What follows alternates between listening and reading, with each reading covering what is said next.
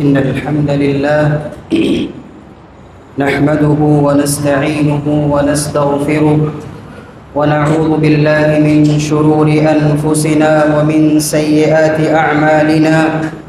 من يهده الله فلا مضل له ومن يضلل فلا هادي له، وأشهد أن لا إله إلا الله وحده لا شريك له، وأشهد أن محمدًا عبده ورسوله. يا أيها الذين آمنوا اتقوا الله حق تقاته ولا تموتن إلا وأنتم مسلمون. يا أيها الناس اتقوا ربكم الذي خلقكم من نفس واحدة وخلق منها زوجها وبث منهما رجالا كثيرا ونساء، واتقوا الله الذي تساءلون به والأرحام إن الله كان عليكم رقيبا. يا أيها الذين آمنوا اتقوا الله وقولوا قولا سديدا يصلح لكم أعمالكم ويغفر لكم ذنوبكم، ومن يطع الله ورسوله فقد فاز فوزا عظيما. أما بعد فإن خير الحديث كتاب الله، وخير الهدي هدي محمد صلى الله عليه وسلم، وشر الأمور محدثاتها، وكل محدثة بدعة، وكل بدعة ضلالة، وكل ضلالة في النار. أعوذ بالله من الشيطان الرجيم. بسم الله الرحمن الرحيم. يا أيها الذين آمنوا أطيعوا الله وأطيعوا الرسول ولا تبطلوا أعمالكم. رب اشرح لي صدري ويسر لي أمري واحلل عقدة من لساني يفقه قولي. رب زدني علما. اللهم رب زدني علما. تمام قسم کی تعریفیں اس اللہ وحدہ لا شریک کے لیے ہے جس نے ہمیں اس دنیا کے اندر اپنی عبادت کے لیے بھیجا. درود و سلام نازل ہوں تمام انبیاء کرام پر، خصوصاً ہمارے آخری نبی جناب محمد الرسول اللہ صلی اللہ علیہ وسلم پر. حاضرین جمعہ، آج کے اس خطبے کا آغاز عالم اسلام کے مایہ ناز مفکر علامہ ابن تیمیہ رحمہ اللہ کے قول سے کرنا چاہتا ہوں. کہتے ہیں کہ جس شخص نے دو چھوٹے چھوٹے سوالوں کے دو چھوٹے چھوٹے جوابوں کو جان لیا تو گویا کہ اس نے پوری شریعت کو جان لیا، اور جس نے ان دو چھوٹے چھوٹے سوالوں کے دو چھوٹے چھوٹے جوابوں پر عمل کر لیا تو گویا کہ اس نے پوری شریعت پر عمل کر لیا. پہلا سوال، من تعبد، عبادت کس کی؟ دوسرا سوال، وکیف تعبد، اور عبادت کیسی؟ ظاہر سی بات ہے، عبادت کس کی؟ جواب، عبادت صرف اللہ رب العالمین کی. دلیل سورہ داریات کی یہ آیت، وما خلقت الجن والانس الا لیعبدون، کہ میں نے انسانوں اور جنوں کو صرف اپنی عبادت کے لیے پیدا کیا ہے. گویا کہ مقصد تخلیق انسانی، یعنی انسان کو جو پیدا کرنے کا مقصد ہے وہ صرف اللہ رب العالمین کی عبادت کرنا ہے. اور جتنے بھی انبیاء کرام علیہم السلام اس دنیا میں آئے ہیں انہوں نے اپنی اپنی امتوں کے سامنے یہی پیغام رکھا کہ اگر عبادت کی جائے تو صرف اللہ رب العالمین کی. لیکن اسی پر بس نہیں کیا گیا کہ عبادت صرف اللہ رب العالمین کی جائے، بلکہ ساتھ میں یہ بھی ضروری قرار دیا گیا کہ عبادت کس طرح سے کی جائے، عبادت کس طریقے سے کی جائے۔ کیا انسانی عقل کو، انسانی ارادے کو، انسانی خواہشات کو، انسانی ارادے کو اس معاملے میں بالکل آزاد چھوڑ دیا جائے کہ وہ جس طرح سے چاہے، جس طریقے پر چاہے اللہ رب العالمین کی عبادت کریں؟ تو ہرگز ایسا نہیں ہے، بلکہ عبادت وہی مطلوب ہے جو پیارے نبی صلی اللہ علیہ وسلم کے بتائے ہوئے طریقے کے مطابق ہو۔ بس یہ دونوں چیزیں شریعت میں ہیں، اس کے علاوہ کچھ نہیں۔ اور انہی دونوں چیزوں کو مضبوطی سے پکڑنے کے لیے کہا گیا ہے۔ دلیل یہ حدیث پاک وعن ابی ہریرہ رضی اللہ تعالی عنہ عن النبی صلی اللہ علیہ وسلم قال انی قد ترکت فیکم شیئین لن تضلوا بعدہما کتاب اللہ وسنتی ولن یتفرقا حتی یرد علی الحوض رواہ الحاکم۔ حضرت امام حاکم رحمہ اللہ نے اس روایت کو بیان کیا ہے۔ راوی حدیث حضرت ابو ہریرہ رضی اللہ تعالی عنہ کہتے ہیں کہ اللہ کے نبی صلی اللہ علیہ وسلم نے کہا، میں نے تمہارے درمیان دو چیزیں چھوڑ دی ہیں، اگر تم ان دونوں کو مضبوطی سے پکڑے رہو گے تو کبھی گمراہ نہیں ہوگے، کتاب اللہ و سنتی، اللہ کی کتاب اور میری سنت، ولن یتفرقا حتی یرد علی الحوض، اور یہ دونوں ایک دوسرے سے اس وقت تک الگ نہیں ہو سکتی، جدا نہیں ہو سکتی جب تک کہ میرے پاس حوض پر نہ آ جائیں۔ ایک کا نام کتاب ہے اور دوسرے کا نام سنت ہے۔ کتاب اللہ، اللہ کی کتاب یعنی اللہ کی بات، اور اس پر عمل کیسے کیا جائے، وہ سنتی، اس میں پیارے نبی صلی اللہ علیہ وسلم کا طریقہ اختیار کیا جائے گا۔ آئیے نماز، اللہ تعالیٰ نے فرمایا اقیم الصلاۃ، نماز قائم کرو، یہ اللہ کا حکم ہے۔ اب سوال یہ ہے کہ یہ عبادت کس طرح سے کی جائے، یہ نماز کس طرح سے پڑھی جائے؟ کیوں؟ اس لیے کہ قرآن حکیم میں اس کی تفصیل موجود نہیں ہے۔ آئیے یہ عبادت کس طرح سے کی جائے، یہ نماز کس طرح سے پڑھی جائے، دلیل کے طور پہ میں ایک حدیث آپ کے سامنے پیش کرتا ہوں۔ وعن ابی قلابة حدثنا ابو سلیمان مالک بن الحویرث قال قال لنا رسول اللہ صلی اللہ علیہ وسلم صلوا كما رأيتموني أصلي فإذا حضرت الصلاة فليؤذن لكم أحدكم وليؤمكم أكبركم رواہ البیہقی۔ حضرت امام بیہقی رحمہ اللہ نے اس حدیث کو بیان کیا ہے۔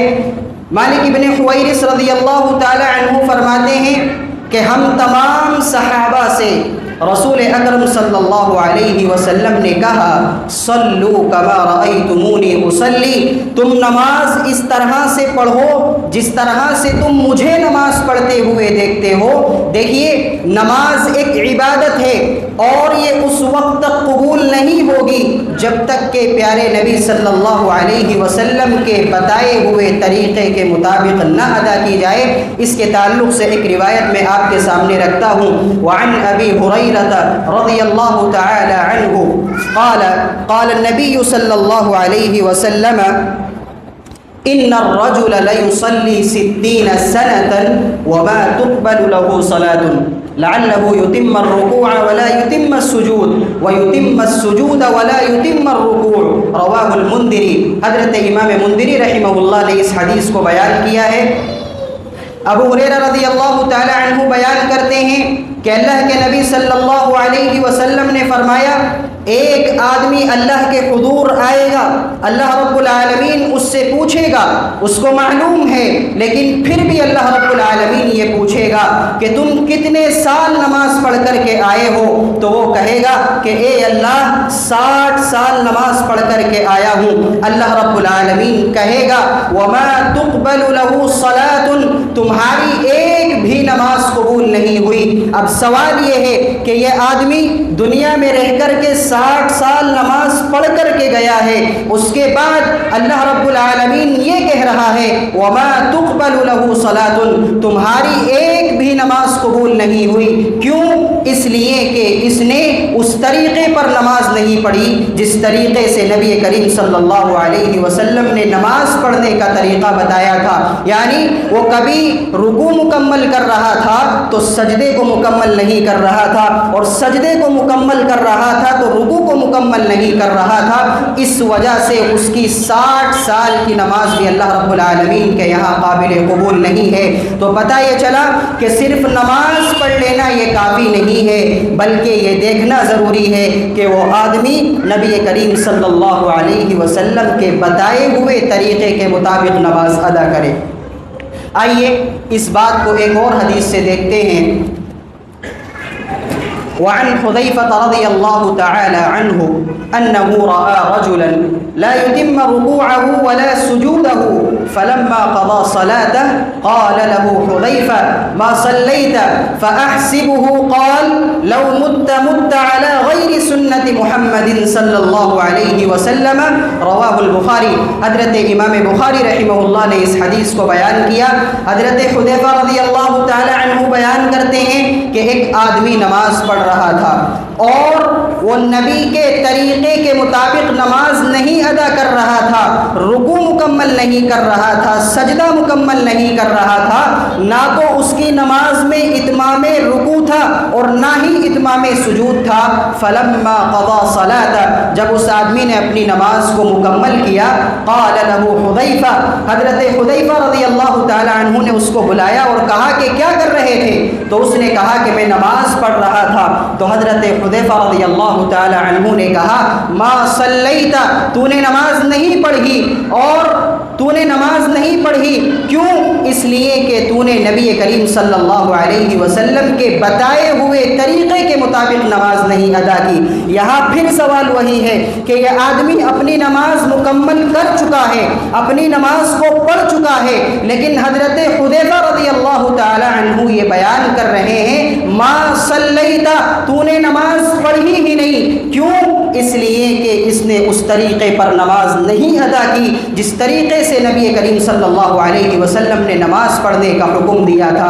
اس کا مطلب سنت کا معنی طریقہ، اس کا مطلب اگر نماز ادا کی جائے تو سنت رسول کے مطابق اگر نماز ادا کی جائے اور اس میں رسول کا طریقہ نہ اپنایا جائے تو ایسی نماز اللہ رب العالمین کے یہاں قابل قبول نہیں ہے۔ آج کتنے لوگ ہیں، کسی کی نماز شافعی ہے، کسی کی نماز حنبلی ہے، کسی کی نماز مالکی ہے، کسی کی نماز حنفی ہے، لیکن کوئی اللہ کا بندہ یہ نہیں کہتا کہ رسول نے جس طریقے سے نماز پڑھنے کا حکم دیا ہے، جو طریقہ نبی کریم صلی اللہ علیہ وسلم نے نماز پڑھنے کا بتایا ہے، لاؤ وہ نماز محمدی کی تلاش بھی ہم کر لیں۔ تو ان 3 احادیث سے یہ بات ہمیں معلوم ہوئی کہ نماز ایک عبادت ہے۔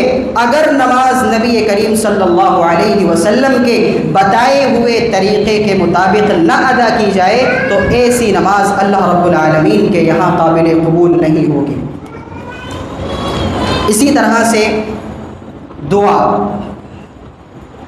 آدمی دعا مانگتا ہے، دعا ایک عبادت ہے اور دعا کی اہمیت بتانے کی آپ کو ضرورت بھی نہیں ہے، لیکن اتنی بڑی دعا کہ جس کے بارے میں یہ کہا گیا وَقَالَ رَبُّكُمُ ادْعُونِي أَسْتَجِبْ لَكُمْ، تمہارے رب نے یہ کہہ دیا کہ تم مجھ سے مانگو میں تمہاری دعا کو قبول کروں گا۔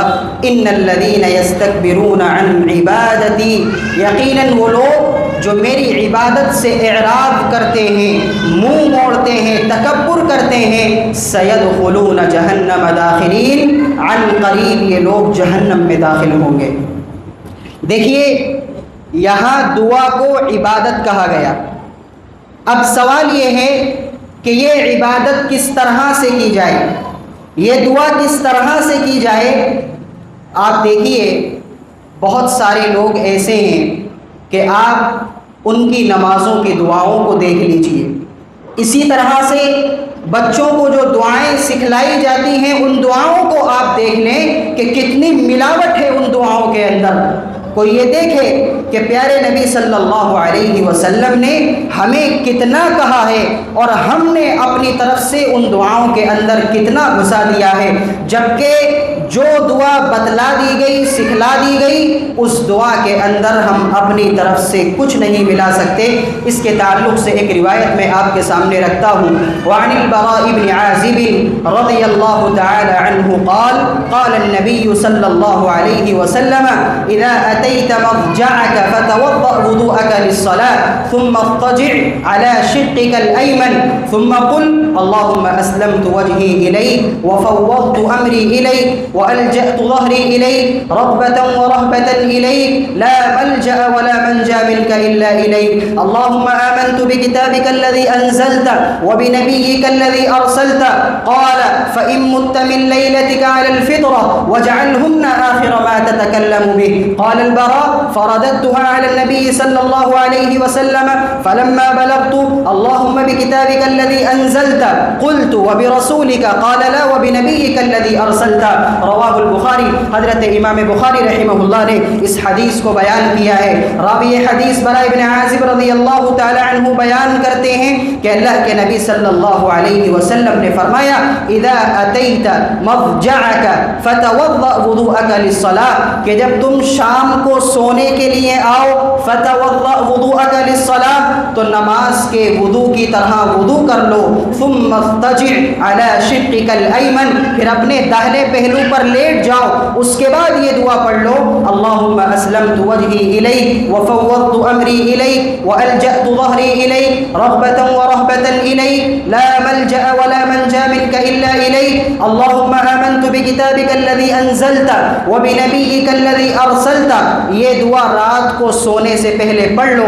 براء ابن عازب رضی اللہ تعالی عنہ بیان کرتے ہیں کہ میں نے اس دعا کو یاد کر لیا اس لیے کہ پیارے نبی صلی اللہ علیہ وسلم نے کہا کہ اگر کوئی شخص رات کو سونے سے پہلے یہ دعا پڑھ لے اللہم اسلمت وجہی الیک سے لے کر کے وبنبیک الذی ارسلت تک، اگر کوئی آدمی رات کو سونے سے پہلے یہ دعا پڑھ لے فإن مت من لیلتک علی الفطرہ، اور اگر اسی رات وہ شخص مر جاتا ہے تو اس کی موت فطرت کے اوپر ہوگی۔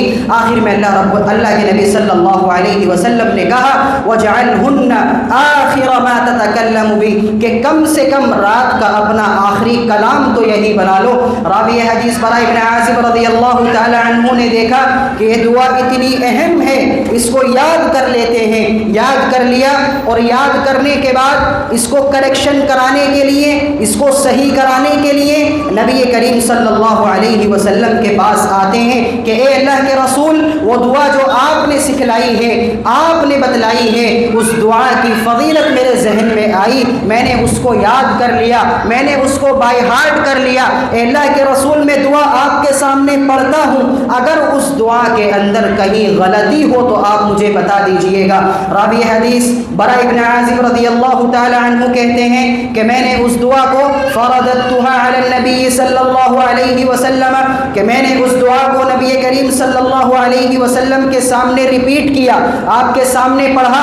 اس سے یہ بات معلوم ہوتی ہے کہ اگر کوئی آدمی دعا یاد کرے تو پہلے وہ یہ دیکھ لے کہ یہ دعا حدیث کی کتابوں میں صحیح سند کے ساتھ موجود ہے یا نہیں ہے۔ براء ابن عازب رضی اللہ تعالی عنہ کہتے ہیں کہ میں نے اس دعا کو نبی کریم صلی اللہ علیہ وسلم کے سامنے رکھا اور میں نے پڑھنا شروع کیا اللہم اسلمت وجہی الیک وفوضت امری الیک والجأت ظہری الیک رغبة ورہبة الیک لا ملجأ ولا منجا منك الا الیک اللہم آمنت بکتابک الذی انزلت۔ کہتے ہیں جب میں اس پر پہنچا فلما بلغت اللہم بکتابک الذی انزلت، جب میں اس پر پہنچا تو کیا کہنا تھا وبنبیک الذی ارسلت۔ براء ابن عازب رضی اللہ تعالی عنہ کہتے ہیں کہ میں نے وبنبیک کی جگہ ورسولک کہہ دیا، جبکہ رسول کا مرتبہ نبی سے بڑا ہوتا ہے۔ اگر براء ابن عازب رضی اللہ تعالی عنہ نے وبنبیک کی جگہ ورسولک کہہ دیا تو کیا غلط کہا، لیکن اللہ کے نبی علیہ الصلوۃ والسلام نے کہا لا، نہیں، ہرگز نہیں، وبنبیک الذی ارسلت، میں نے اس دعا کے اندر وَبِنَبِيِّكَ ہی سکھایا ہے تو وہی رہے گا، تو نے اپنی طرف سے وَبِرَسُولِكَ کیوں بڑھایا؟ پتہ یہ چلا کہ دعا عبادت ہے، اگر نبی کریم صلی اللہ علیہ وسلم کے طریقے کے مطابق نہیں کی جائے گی تو ایسی دعا اللہ رب العالمین کے یہاں قابل قبول نہیں ہوئے گی۔ آئیے اس بات کو ایک اور حدیث سے دیکھتے ہیں۔ وعن نافع أن رجلا عطس إلى جنب ابن عمر فقال الحمد لله والسلام على رسول الله، قال ابن عمر أنا أقول الحمد لله وليس هكذا علمنا رسول الله صلى الله عليه وسلم، علمنا أن نقول الحمد لله، رواه الترمذي۔ حضرت امام ترمذی رحمہ اللہ نے اس حدیث کو بیان کیا ہے۔ حضرت نافع کہتے ہیں، حضرت نافع یہ حضرت عبداللہ ابن عمر رضی اللہ تعالی عنہ کے شاگرد ہیں، وہ کہتے ہیں کہ میں بیٹھا ہوا تھا اور کچھ لوگ بھی وہاں بیٹھے ہوئے تھے، حضرت عبداللہ ابن عمر رضی اللہ تعالی عنہ کی مجلس لگی ہوئی تھی، اچانک ایک آدمی کو چھینک آئی تو اس نے کہا الحمدللہ والسلام علی رسول اللہ۔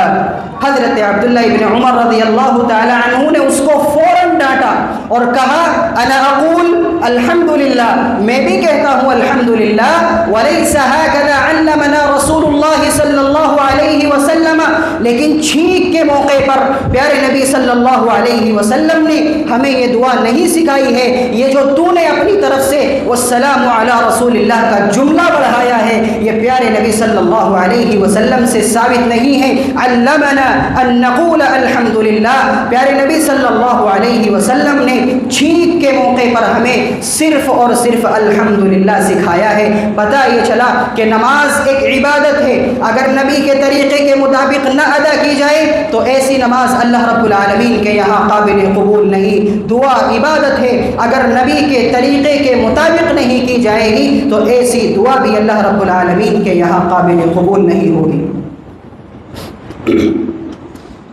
اسی طرح سے آج ہم اپنے بھائیوں سے پوچھتے ہیں، ایک بات میں آپ کے سامنے ذکر کر دوں، آج ہم اپنے بھائیوں سے پوچھتے ہیں کہ آپ یہ جھنڈا کیوں کر رہے ہیں، آپ یہ کھچڑا کیوں کر رہے ہیں، آپ یہ فلاں چیز کیوں کر رہے ہیں، آپ یہ فلاں چیز کیوں کر رہے ہیں، تو وہ کہتے ہیں کہ ہم ان تمام چیزوں کو فرض نہیں مانتے۔ پھر کیا ہے سنت؟ بولے ہم سنت بھی نہیں مانتے۔ پھر کیا ہے مستحب؟ بولے مستحب بھی نہیں مانتے۔ تو جب یہ چیز فرض نہیں ہے، سنت نہیں ہے، مستحب نہیں ہے تو پھر کیوں کرتے ہو؟ تو کہتے ہیں کہ ان تمام چیزوں کو ہم عقیدت میں کرتے ہیں۔ میرے بھائیوں یہ عقیدت کیا ہے؟ یہ عقیدت کیا چیز ہے؟ عقیدت کس کو کہتے ہیں؟ پیارے بھائیوں عقیدت کہتے ہیں کسی سے حد درجہ محبت کرنے کو، کسی سے بے انتہا بے پناہ محبت کرنے کو عقیدت کہتے ہیں۔ دیکھیے بات کہاں تک جا رہی ہے؟ بات صحابہ تک جا رہی ہے۔ بتائیے ہر صحابی جس نے اپنا تن من دھن اپنی عزت تک نبی کریم صلی اللہ علیہ وسلم کے نقش کفے پا کے تلے گروی رکھ دیا اور جس کی محبت میں پورا قرآن کریم بھرا ہوا ہے، کیا ان صحابہ کو یہ عقیدت نہیں سمجھ میں آئی؟ آج تم لوگ جو یہ عقیدت میں کر رہے ہو، کیا یہ عقیدت نبی کریم صلی اللہ علیہ وسلم کے لیے صحابہ کرام کے پاس موجود نہیں تھی؟ صحابہ کو گالی دینا، صحابہ کی اس سے بڑی توہین اور کیا ہو سکتی ہے کہ صحابہ کو اس عقیدت کا مطلب نہیں سمجھ آیا جو عقیدت کا مطلب تم نے سمجھا ہے۔ میرے بھائیوں میں پوچھتا ہوں کہ پیارے نبی صلی اللہ علیہ وسلم کی طرف نسبت کرنے سے، آپ کی طرف کسی چیز کو منسوب کرنے سے کوئی چیز جائز ہو جاتی ہے کیا؟ میرے بھائیوں آئیے ہم دیکھتے ہیں کہ عقیدت اور شریعت کس کو کہتے ہیں۔ وعن عبد الله بن عباس رضي الله تعالى عنهما أن ضمام بن ثعلبة أخا بني سعد بن بكر لما أسلم سأل رسول الله صلى الله عليه وسلم عن فرائض الإسلام من الصلاة وغيرها فعد عليه الصلوات الخمس لم يزد عليهن ثم الزكاة ثم صيام رمضان ثم حج البيت ثم أعلمه ما حرم الله عليه فلما فرغ قال أشهد أن لا إله إلا الله وأشهد أنك رسول الله وسأفعل ما أمرتني به لا أزيد ولا أنقص قال ثم ولى قال ثم ولى فقال رسول الله صلى الله عليه وسلم إن يصدق ذو العقيصتين يدخل الجنة رواہ احمد۔ حضرت امام احمد رحمہ اللہ نے اس حدیث کو بیان کیا۔ راوی حدیث حضرت عبداللہ ابن عباس رضی اللہ تعالی عنہما بیان کرتے ہیں کہ ذمام ابن ثعلبہ یہ ایمان لے کر کے آئے، اور ایمان لانے کے بعد پیارے نبی صلی اللہ علیہ وسلم کے پاس آتے ہیں اور آ کر کے کہا کہ اللہ کے رسول بتائیے اسلام کیا ہے؟ تو آپ صلی اللہ علیہ وسلم نے کہا اسلام نام ہے توحید کا، اسلام نام ہے نماز کا، زکوٰۃ کا، روزے کا، پھر حج کا، اس کے بعد میں یہ چیزیں حلال ہیں اور یہ چیزیں حرام ہیں۔ فلما فرغ، آپ صلی اللہ علیہ وسلم خاموش ہو گئے۔ پیارے نبی صلی اللہ علیہ وسلم نے اتنے سے مختصر وقت میں یہ تمام چیزیں صحابی رسول ذمام ابن ثعلبہ رضی اللہ تعالی عنہ کو بیان کر دی۔ اس کے بعد میں ذمام ابن ثعلبہ رضی اللہ تعالی عنہ نے کہا اشہد ان لا الہ الا اللہ، میں گواہی دیتا ہوں کہ اللہ کے سوا کوئی معبود نہیں، واشہد انک رسول اللہ، اور میں گواہی دیتا ہوں کہ آپ اللہ کے رسول ہیں۔ دیکھ رہے ہیں آپ، لا الہ الا اللہ، عبادت کس کی؟ عبادت اللہ رب العالمین کی، اور عبادت کیسی؟ واشہد انک رسول اللہ، عبادت جناب محمد الرسول اللہ صلی اللہ علیہ وسلم کے بتائے ہوئے طریقے کے مطابق۔ صحابی رسول اس کے بعد کہتے ہیں وَسَأَفْعَلُ مَا أَمَرْتَنِي، یہ جملہ قابل غور ہے۔ صحابی رسول نے کہا وَسَأَفْعَلُ مَا أَمَرْتَنِي بِهِ، اے اللہ کے رسول اب میں آج سے لے کر کے زندگی کے آخری لمحے تک وہی کروں گا جو آپ نے مجھے کرنے کا حکم دیا ہے۔ لا ازید ولا انقص، نہ میں اپنی طرف سے کچھ بڑھاؤں گا اور نہ ہی اپنی طرف سے کچھ گھٹاؤں گا۔ یہ ہے عقیدت، یہ ہے اسلام۔ یہاں ان بھائیوں کی عقیدت اس حدیث کے اندر نہیں بیان ہوئی، صحابی رسول نے جو عقیدت بیان کی ہے کہ اللہ کے رسول آپ جو کہہ رہے ہیں میں وہی کروں گا، نہ اپنی طرف سے کچھ بڑھاؤں گا نہ اپنی طرف سے کچھ گھٹاؤں گا۔ اے اللہ کے رسول آپ نے جو حکم دیا، امرتا، آپ نے جو حکم دیا میں وہی کروں گا۔ اب کوئی پیر یہ کہے کہ میں نہیں مانوں گا، کوئی امام یہ کہے کہ میں نہیں مانوں گا، کوئی ولی یہ کہے کہ میں نہیں مانوں گا، کوئی بڑی شخصیت یہ کہے کہ میں نہیں مانوں گا، فلاں صاحب کہے کہ میں نہیں مانوں گا، تو اللہ کے رسول علیہ السلام جو کہہ رہے ہیں، صحابی نے کہا اے اللہ کے رسول آپ جو کہہ رہے ہیں میں وہی کروں گا، اس لیے کہ اللہ نے آپ کو معصوم بنایا ہے، اللہ نے آپ کی اتباع کا حکم دیا ہے۔ اللہ رب العالمین نے کہا وما ارسلنا من رسول الا ليطاع باذن اللہ، ہم نے جتنے بھی رسول بھیجے سب کے بارے میں میرا یہ اذن ہے، میرا آرڈر ہے، میرا حکم ہے کہ اس کی اتباع کی جائے۔ کسی ولی کی، کسی امام کی، کسی پیر کی اتباع کا اللہ رب العالمین نے ہمیں حکم نہیں دیا۔ اللہ رب العالمین نے کہیں یہ نہیں کہا کہ یہ ہمارے لیے حجت ہیں، حجت ہمارے لیے صرف اور صرف نبی کریم صلی اللہ علیہ وسلم کی ذات ہے، اور معصوم ہی کی اتباع کی جاتی ہے۔ غیر معصوم کی اتباع مشکوک ہوتی ہے، صحیح بھی ہو سکتی ہے، نہیں بھی صحیح ہو سکتی۔ اب ظاہر سی بات ہے جب شک ہے تو اس کو پیش کرو کہاں؟ معصوم کے اوپر، اور معصوم کون ہے؟ پیارے نبی صلی اللہ علیہ وسلم کی ذات گرامی معصوم ہے۔ اس کے بعد میں کہا ثم ولا، پھر پیٹھ پھیر لی۔ صحابی رسول نے پیٹھ پھیر لی، اور پیٹھ اللہ کے نبی علیہ السلام کے سامنے ہو گئی۔ اس کا مطلب پیٹھ نبی کریم صلی اللہ علیہ وسلم کے سامنے ہوئی۔ اللہ کے نبی ناراض نہیں ہوئے کہ میرے صحابی نے میری طرف پیٹھ کر لی۔ آج بہت سارے لوگ ایسے ہیں، بہت سارے پیر ایسے ہیں، بہت ساری بڑی شخصیتیں ایسی ہیں کہ اگر ان کے سامنے پیٹھ کر کے کھڑے ہو جاؤ تو ناراض ہو جاتے ہیں۔ یہاں دیکھیے اللہ کے رسول ناراض نہیں ہوئے کہ میرے صحابی نے میرے سامنے پیٹھ کر کے کھڑا ہو گیا۔